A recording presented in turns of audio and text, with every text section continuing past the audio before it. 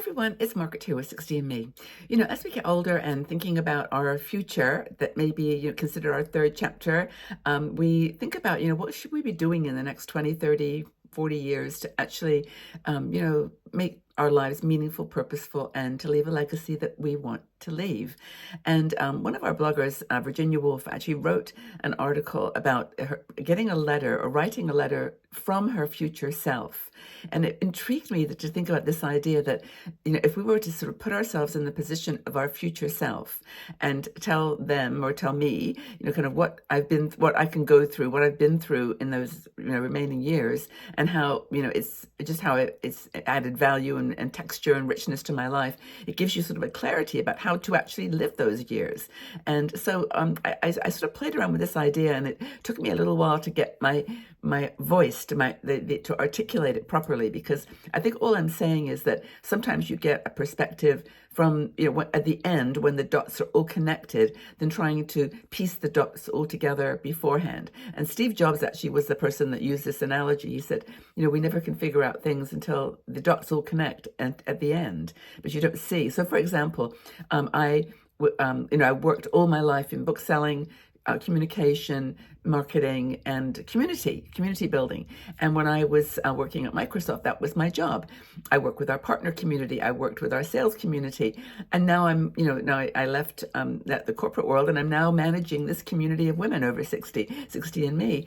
And so it's kind of like the things I learned when I was working in those other jobs actually were dots, towards the point where I am now. And I'm sure as I go towards the future, the dots will continue to connect to some point.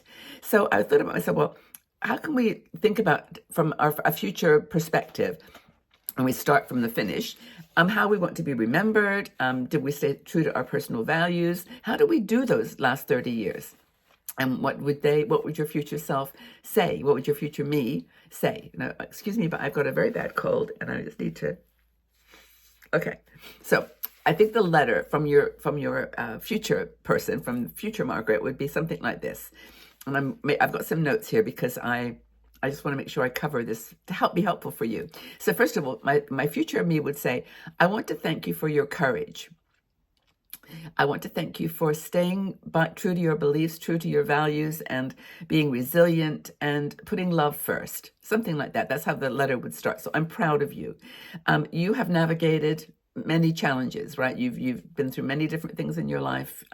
You lost your mom when you were young. You've been through a divorce. You've been through lots of, traumas in your life, and you've done okay. You got through them, and it took you to where you are. You're strong, empathic, and whatever. That would be how the letter might start. And it would say, I'm proud of you. It's good.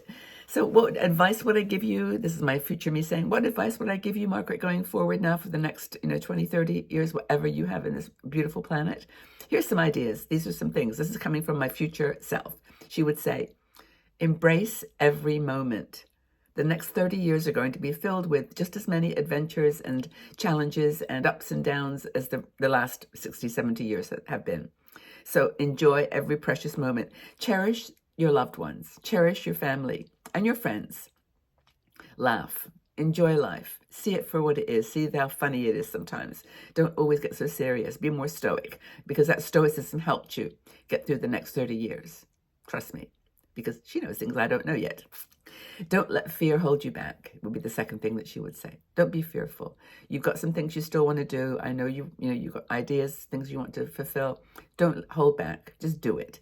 Do the things that you've always wanted to do, because I'll be waiting for you here at the end, and I will be so proud of you, because you didn't compromise on giving up. You gave it your all. Maybe it didn't work. Some other things did not work, but it's okay. Don't let fear hold you back. Take care of your health. Come on, we've got like another 30 years to go here. Take care of your health, not just, the food that you eat, because I know you're doing a better job with, you did a better job with it as you got older. You've been more conscious, more aware of what good food means. But, just eat good food physically and mentally. Fill your emotions with positivity as well. Take care of your mental health as well. Know when to say no. No and remember that, as I've always, remembered, no is a complete sentence. And I'm proud of you for saying that in your life so far. Continue doing that. Nourish your mind with books and learning. Another part of your health is your intellectual health. Keep learning new things. Be a lifelong learner. Continue that journey. Conversations encourage or move towards conversations that challenge you, that give you, something to think about, that inspire you. Don't shy away from things that make you scared. 1 second. So sorry, guys. I'd be stopping the video every 5 minutes if I had to, my coughing and my sneezing. Let's let go of regrets.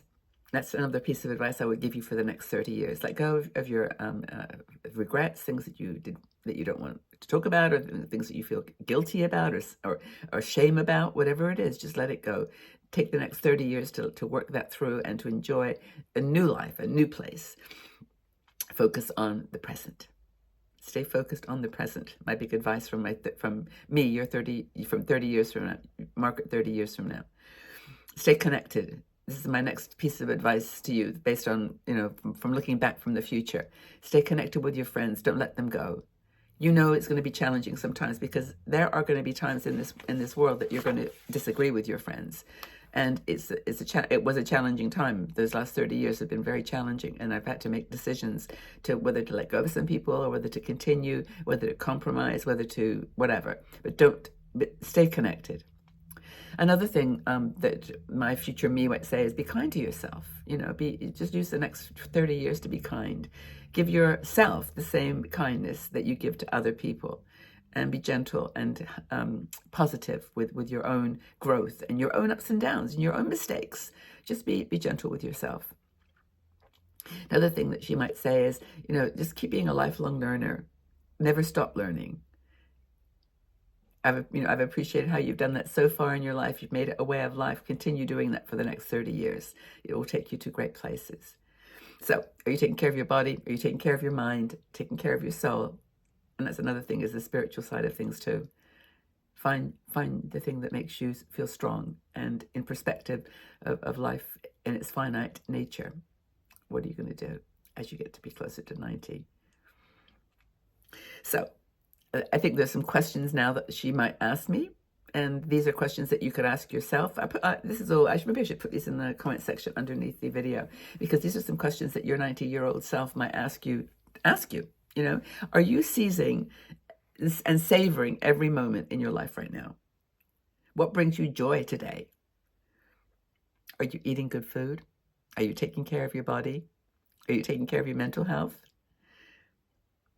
Have you forgiven yourself? Have you forgiven yourself? Don't carry it with you for another 30 years. Trust me. How do you express your love and your love and your attention to others? What is your love language? I think lastly, the question that she might ask is, how do you want to be remembered? She's there right now. How would you like me to be remembered?